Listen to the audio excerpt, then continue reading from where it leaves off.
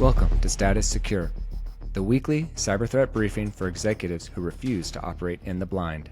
Hosted by the Watcher 6 Collective, uniting former Army Special Forces and Naval Special Warfare Communications operators, alongside an industry-leading CISO nominated for Cybersecurity Woman of the World. We cut through the noise and give you the operational intelligence you need for mission success in a hostile digital environment. The enemy is listening. Is your status secure? Welcome to Status Secure. Today we're covering the landmark child safety ruling against Meta, a nearly billion-dollar warning about what happens when bad actors are allowed to operate on your platform, and what it tells us about the ethics and integrity of the systems we're all on now, building on top of AI. Then we're getting into the big one, the historic wave of layoffs, and what that means for insider threats. And this is a briefing for both sides, for the companies that have to defend against it, and for the people who've been let go who shouldn't become it. CISO, let's start with Meta. Walk us through this ruling, because the headline is a dollar figure, but the security story underneath is bigger, right? Yeah. So, this is the biggest ruling, ever so far. I mean, the courts are not taking this lightly. So a New Mexico state judge ordered Meta to pay an additional $567 million for failing to warn the public about the dangers its platform poses to children. This is the largest child safety fine against any company. And on top of that, they already had $375 million ordered in March. So this comes to $942 million, right? That now $1 billion. And I just saw that Europe just issued a fine on Meta as well. So you can see how this is costing them, it's starting to cost them, right? So the judge called them a public nuisance, right? Comparing this to like polluted, a factory that pollutes the air, right? The air that people breathe. And it says that it's advertising content as the product, the harm and exploitation of children as the pollution, right? So from a security standpoint, the core is that bad actors were able to use this platform for illegal and harmful purposes, like child exploitation, trafficking, predatory contact, and a company's responsibility to detect and remove them. I can tell you from personal experience, I had someone steal my pictures and then create another account, and I contacted them and they would not remove the other account, right? So, but because Meta's position is this, they disagree with the ruling. And they say that it works to keep people safe and has been transparent about the challenges of identifying and removing bad actors and harmful content, and that it stands by its record of protecting teens. Keep it neutral, report both sides, right? So that's, of course Meta is going to say that, I would say that a lot of companies do the bare minimum, but the bare minimum is not good enough anymore, okay? And this is fundamentally a trust and integrity failure.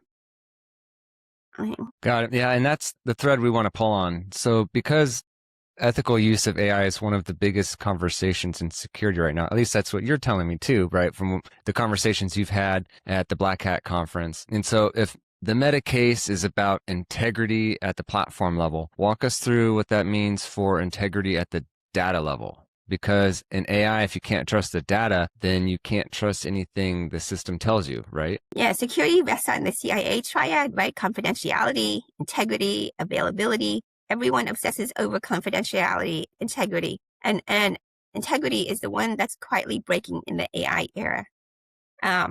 Fabrication, drift, hallucinations. These are all problems with AI. It even has biases. Right? AI has bias. There's a lot of integrity concerns with AI because the system tells you what's true or it tells you nothing. It does not make something up to look complete. So, it doesn't give you context, right? And the reason that it matters is because organizations are wiring AI into decisions. A model that hallucinates a threat indicator, an attribution, or a fact is an integrity failure that propagates into every decision downstream. So if your AI tells you something, right, that looks like it's true, right? But when you look deeper, like you have to look where the sources are, where is it getting that fact from, right? And it's actually not the complete picture. You may be making decisions based on AI that's incorrect. So the four things that you want to kind of look for is, every record carries its source. Again, I just mentioned that, for seeing timestamps and a citing count. That means you tell the AI, hey, I want you to tell me where you got this information from. Right? That should be part of your prompt. Where did you get this information from? When was that information last updated? Nothing invented to fill a gap. Where there's no data, the system shows none. So tell it, hey, if you can't find anything, don't create something, because AI wants to make you happy. Just so you know that. If you give it a task or a question, it will give you an answer because it wants to satisfy the request. Okay. And then, deterministic scoring. Scores, grades, and risk tiers come from stated inputs with fixed weights. Same input, same output every time. If you ask AI the same question multiple times and you get different answers, you know that you need to do your own research there, right? But you should be able to get the same answer every single time. And with every single AI, LLM you're asking. Okay? AI summarize. So, a lot of what people are doing now is they will put a question into multiple AIs, right? To see what the results are. Okay. AI summarizes it and never authors. No indicator, attribution, or relationship originates from a language model.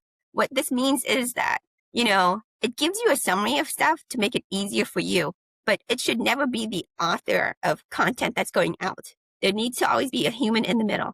Okay? So those are the 4 things that, everybody should be doing with their AI usage to ensure integrity. So trustworthy AI isn't about a smarter model. It's about discipline on the data. So the machine can't lie to you, even by accident. Yeah. And what this kind of reminds me of is when blogging was super popular and in sort of the academic circles, right? Like in college, grad schools, and you're writing papers and citing sources. There were people who would cite information because they found it. And it's kind of like what we discussed on the last episode about confirmation bias. They may have found information online that agrees with their perspective and point of view. And so they cite that as a source, like an academic source or a scholarly source. And it's just some random person's blog, right? Like, it's like, how accurate is that? It's just some guy, some girl talking, just their opinions. And I feel like that's like, that was then. And then now we have all this kind of what we've talked about, the whole TikTok, social media. Everybody's got a voice now and everybody's an expert now, and everything everybody says, almost, as long as it fits into your confirmation bias, is a grounded source. And it's like AI is doing that, is what it seems like, right? It's like AI is just pulling at all these, finding the information, like you said, to satisfy you, finding the information that will give you your confirmation bias, if you will, maybe regardless of the academic source of it all. And I think, that's where we're getting into trouble, right? And that's where it's kind of like, how trustworthy is some of that information? It's kind of like anything else. Yeah, that is something that we've been dealing with for a while, just in a different way of accessing it. And so for those listening, what are 3 things they could do this week to keep both their platforms and AI on the right side of trust? Well, the first is know who's operating on your platform, right? Whether you run a consumer platform or an internal one, you're accountable for the bad actors inside it, not just the hackers outside it. Detection and removal of abuse is a security function, right? Look at what happened to Meta. They're accountable for that. Whoever's on their platform, you put it, your customers on your platform, your internal users on the platform, your contractors on the platform. You're responsible for all of that. Okay, all the users on there and how they use it, because you're controlling the platform. You put the guardrails in, basically.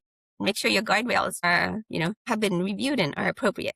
Demand provenance from your AI. Before you trust an AI output in a decision, ask where the underlying data came from. I can tell you, if you have a private like LLM and a lot of large companies, but if you're a smaller company, like you're an SMB, you're not going to be creating your own LLM, right? Because that's a lot of work. You've got to train the model.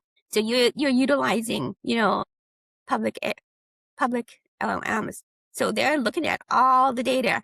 And there's been how long has the internet been up and running now, right? So there's, what's the old adage? Yeah, garbage in, garbage out, right? So you gotta remember that. AI is not an authoritative source, okay? It's just pulling stuff from the internet and giving you a summary of it. Okay? So, make sure you know where it's pulling that source from. Hey, write your AI usage policy now. Define sanction tools. What data can never go into them, and the integrity standard your systems must meet. before your people or your vendors set that default for you. I mean, I'll tell you, I had somebody who they wanted to build an AI assistant for customer service, and they put it out for their customers. And then their customers started asking questions that they never thought a customer would ask, right? Things like, how do I build a bomb? And they were shocked that happened. They had to take it down. But you see, they took it down. They didn't just leave it up, right? And then they had to reassess. So that's your responsibility. If you're gonna build some type of AI tool. Yeah. Got it. And then, before we move on to our next topic, which is something you've been wanting to talk about as well, is there anything else on the topic of Meta and so this fine and this and why, right? Why it's happening? Is there anything else on that you wanted to discuss? I would just say, it's been a big topic for a long time, but the courts are always slow, but they are finally saying enough is enough. I mean, I can tell you, if you're in Europe and in other countries, they take their child safety very seriously. They don't allow, their children under a certain age to have access to certain tools, certain, information. Like here, here in the US, we're starting to look at that like very seriously, right? And so if you're a company that has a product, you need to understand that unless you're taking, really strong measures, which was never required before, it is coming. Okay? So it's better for you to be ahead than behind. Right? Got it.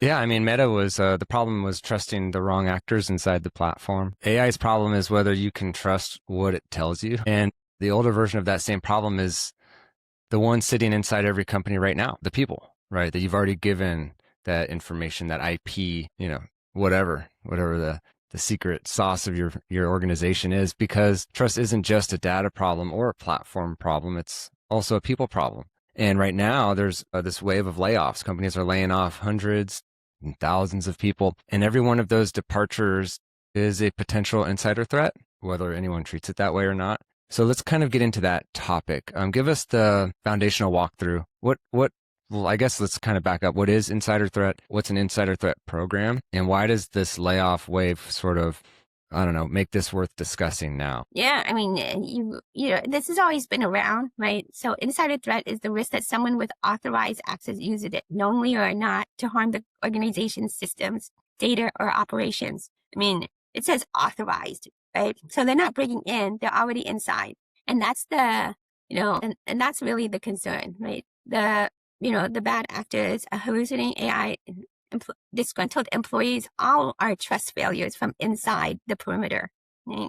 So, CISO, in their 2026 report, they said that negligent insiders, like that means they have the access, they're just careless, right? And they create incidents. There's roughly about 53%.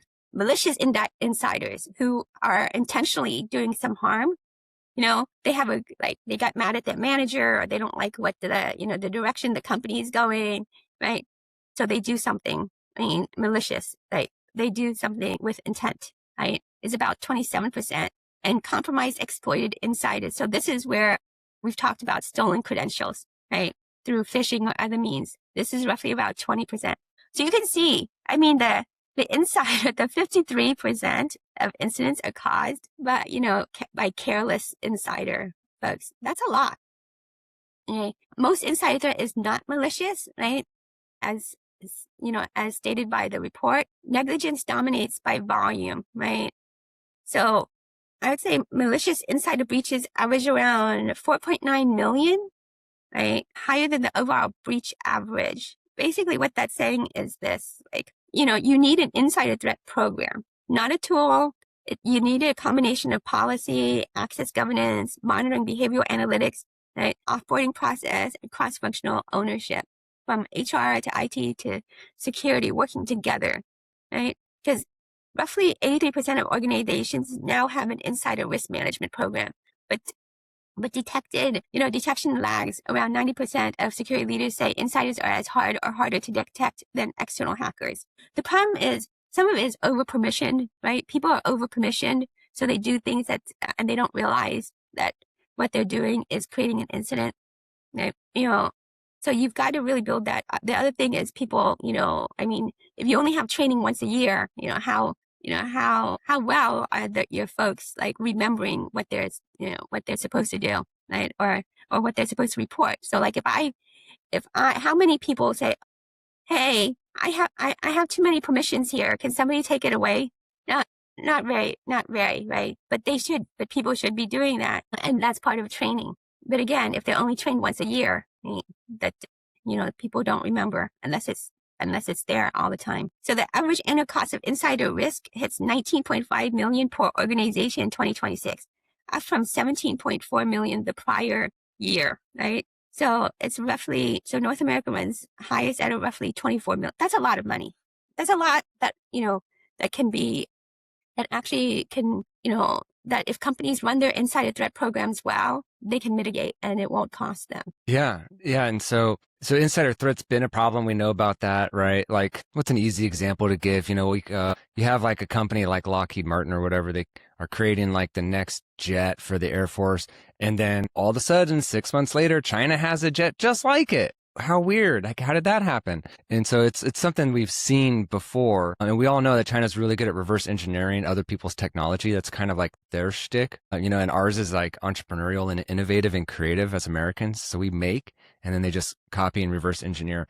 But how are they getting the information to copy and reverse engineer? And that's stuff like that happens on the normal day-to-day basis. So now we're in this time of like, I don't know, maybe people are disgruntled, right? There's maybe a more than average amount of layoffs, maybe due to AI, right, in the tech sector. So you have people with access, they've had access to this IP. Maybe they weren't an insider threat problem before. So walk us through sort of that, what's dangerous about the situation we're in today? So, it's the scale, right? So roughly about 246,000 tech employees were laid off across 783 companies in 2025. That's the offboarding load IT and security have to get right, often fast and in bulk. I mean, that's a lot of people, right? Who are probably sitting around being disgruntled, right? Who have information and are trying to figure out what to do with that information, right? The DTEX, right, team found that 7% of insider threat incidents involved employees who had already given notice or been terminated. Data theft is the primary objective. I mean, that's not uncommon, right? You've been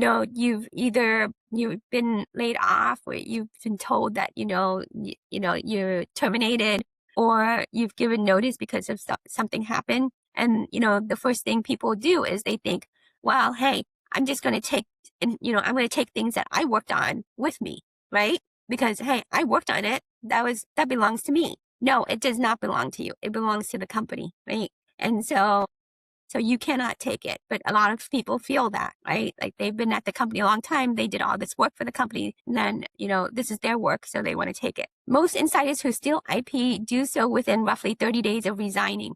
The window around departure is the highest risk period, right? So when you have bulk layoffs, this makes it worse. So you have mass offboarding, overwhelms a manual process. Access gets missed. HR, IT, security acts in silos. The bigger the layoff, the more likely something slips. Okay? Because if you have one or two people, you can monitor them pretty easily. When you're laying off like 100 people, 200, right? Manual monitoring of those folks is not going to work. There's too many. You need automated methods for monitoring. Mass offboarding overwhelms, right? So layoffs don't just create access risk, they create grievance. A normally loyal employee becomes a disgruntled one overnight. The human factor is now in play. That's human nature, right? I've seen that. I've seen a really great employee get terminated, and the next thing I know, I'm hearing them complain and just say how the company's terrible.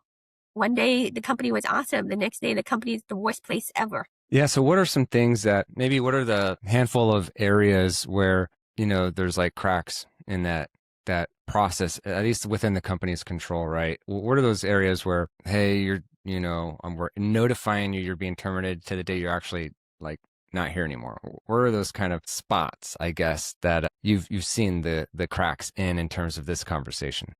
Yeah. So, the main offboarding process is to disable email, right? That was like traditional. But disabling the email isn't, isn't enough anymore.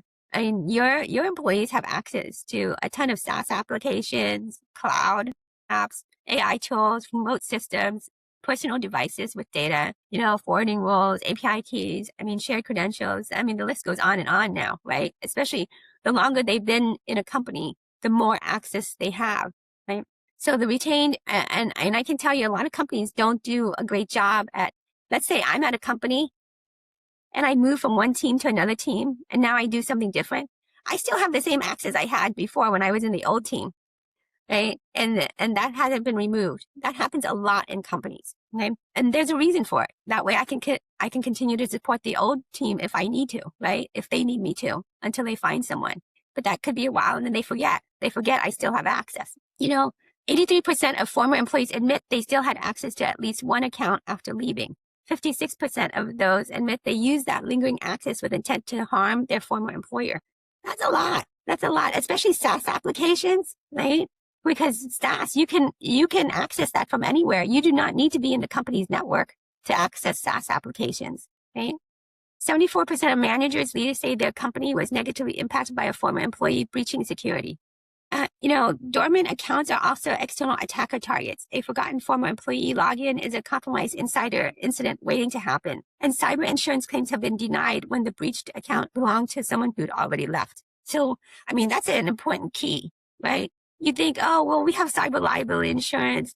Like they'll pay for the damages. Not if they will go investigate. Why did this happen? And if they find that it was an account from a former employee, they won't pay because that was negligence on the company's part. Right? It wasn't due to some malicious actor. It was due to negligence on the company's their process. So offboarding has to be documented, immediate, centralized across HR, IT, and security, and cover the full access footprint, not a memory-based checklist. I can tell you, I've worked in big companies, and they're the worst. You would think that they'd be better, but the bigger the companies, the more systems, the more complex, the harder it is for them to actually know where all of the access is. Yeah. And, and it's important that, and obviously people, companies have known about this, and it is an important topic to make sure that to be aware of the insider threat problem and make sure that, you're paying attention to what could happen. And then we have the other side of this, which is the people that are getting laid off. And so that's something we wanted to touch on. This happens all the time where people are great. Like they're not bad. They're not bad people. They're not even bad at their job. And, they get laid off sometimes and that sucks. And depending on the situation, depending on your managers, maybe your supervisors, whatever, this could make you upset, which is completely fair and understandable. And, and so it is something to think about, before maybe the idea comes in your head before doing something. It's you have a choice. Do you now become the threat when, and so I guess what we're getting at is like, hey, don't leak information because you're mad, maybe give yourself that window to allow your emotions to do whatever they're doing, but don't take actions you might regret later because of it. And this can follow you too. You spent your career being a person who's responsible for protecting data, and that shouldn't just stop or disappear because you got let go. And so that's the side we want to kind of touch on too, is going, let's not become the threat, let's not become the bad actor. And, and this is something you brought up while we were talking about this episode. And you specifically, actually, when we first started talking about this topic, the majority of what you wanted to talk about was this side of things. So, and you've seen this, so why don't you go ahead and talk to us about, your thoughts on being the individual in this situation? Yeah, like I said, I've seen people get upset and angry, right? And it's valid. You have feelings. Everybody has feelings, and you can be upset about it, right? You can be upset about it, but the action is what's important. Don't take action that out of anger. Like that is the worst because, you'll regret it because things like that, you think, well, you're going to show them, right? But in the end, it's only going to hurt you. You are on the other side and like when they find insider threats like that or, people retaliating, we feel bad for you. We're not going to we're not going to call law enforcement. We're not going to, take you to court. There is none of that. There is, we discovered this. We're going to now take you to court. Right?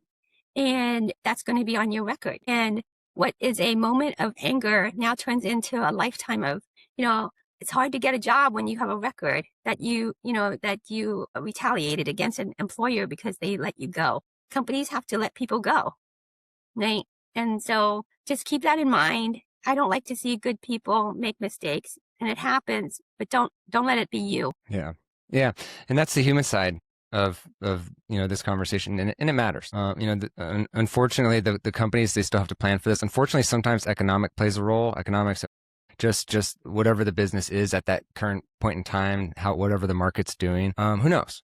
Sometimes you have organizations get put into a pinch and they don't want to let people go, but they have to. And so we just, let's just not, like you said, I like what you said about not taking action while you're in that state of mind, that kind of that frustration and that anger, the hurt or whatever it is. And so while, we're here now, we're at the tail end of this, let's discuss our marching orders for those that are listening that this maybe relates to. So we covered the meta ruling, talked about the AI integrity. We covered insider threat, the layoff wave. So what are 3 things that every company should execute to close the gap this week, this month, maybe this quarter? Yeah, the first is fix your offboarding process, right? You need to identify everything that people have access to. That's really important. And how do you revoke those access, right? Centralize one documented, centralized, immediate access revocation checklist covering the full footprint. Okay, don't miss anything, because that one thing you miss is what's going to be, is going to create the problem for you. Access review is the single control that would have stopped a meaningful share of insider threats. So you need to make sure that your access management controls are really strong. Second, stand up or formalize an insider risk program. Do it together with HR and IT and security. Don't have 3 silos of, looking for things. You need to build a single cohesive cross-functional program. Okay. Add behavioral analytics on the high risk window around departures. Again, just turning off their email is not enough. And then write an AI usage policy and set your data integrity standard. Okay. That's with our AI, the shadow AI stuff from the users. That's really important, because if you don't have an AI policy, you can't tell people, hey, you can't do this. They'll be like, where's the policy? Nobody ever told me, right? So you have to start with that. And then you have to put controls around to make sure that the policy is being followed. That you're compliant with your own policy. Tie back to the executive accountability, like what happened with Meta. I'm pretty sure, because they've been around for a long time, I'm pretty sure that they did not have any policies around integrity. And they've been on the forefront of AI. They could have used AI to help them identify abusive insider users on their platform, but they opted not to, right? So again, take a look at that. Okay, take a look at that, at your AI usage policy. Make sure you're covering, ethical use. Make sure you're covering, data integrity. Okay, your triad: confidentiality, integrity, availability. Who's it available to? Just because it says availability doesn't mean available to everybody. It has to be available to appropriate authorized users. Got it. Yeah. So everything we covered today comes down to one word: trust. So the meta ruling is what happens when a platform fails to control the bad actors operating inside it. AI integrity is whether you can trust what your own system is telling you. No fabrication, no drift, no hallucination. An insider threat, the oldest version of the problem, the people you've already trusted with the keys. The fastest growing version of that isn't an outsider breaking in, it's the people leaving your building. A big layoff wave means more access to revoke, more grievance in play, and a narrower margin for the offboarding mistakes that turn a former employee into a breach. Right? And then we have the other side of this. Offboarding is a security function. It should be treated like one. And to anyone who just got let go, don't become the threat. You spent your career protecting data. Don't stop being that person now. Redirect that energy into the next mission. So who you are doesn't end here. And when we were talking about this, it actually made me think. I was thinking about a conversation I had with my youngest son and his cousins the other day. They had a little moment where they were kind of going at it with each other, saying mean things to each other. And then one of them hit the other one. And in this conversation, it it was interesting because it was like, well, he did this, or well, he did that, and he said this, and he said that. And it's like, the problem is now, because you hit him, like all the focus is now on you, right? Now it doesn't even matter what anybody did or said, because you kind of took it to that next level and you did something that you should not have done. Regardless of how you feel, regardless of like what someone said to you, all this stuff, that doesn't give you the right to put your hands on somebody, right? And now, instead of actually looking at what happened and going, you know what, you over here, person number one, that wasn't cool, we shouldn't do that. And person number two, I get it, that wasn't cool what he did, but your response, blah, blah, blah, whatever, right? Instead of having that conversation, now it's going, well, unfortunately, you put your hands and you hit him. So like now you're what we're talking about. And it's almost like everything they did and said doesn't matter anymore. Nobody cares because you did that. You took that bad action. It's kind of how I feel about this. It's maybe the company is wrong, right? Maybe you're justified in the way you feel. We can look at that. People can look at that. They can have a conversation about that. As soon as you take that next step action of exposing data, stealing data, whatever it is, it's all on you now. All the focus is on you. And now nobody's going to care about maybe how poorly you were treated. Right now, your defense is gone, and you've kind of taken it to that next step and taken actions that weren't okay. Yeah. Well, So you've turned it from a grievance, right? Like a grievance of the company to a criminal act, right? Yeah, exactly. And it's like, and it feels good, right? We'll get back at them, but let's keep our cools, So yeah, back to our ending. Mission success starts with closing the gap before someone walks out the door with your information. Trust, but verify your own posture. Fix your offboarding. Stand up your insider risk program. Hold your AI to the standard. Execute the standard. And we'll see you next week. Mission success isn't about luck. It's about preparation. You've heard the intel. Now, go put it to use. If you need to verify your security posture, I've established a secure line at watcher6.com/secure. Go there to get the briefing the enemy doesn't want you to have. We'll see you next week. Until then, keep your head on a swivel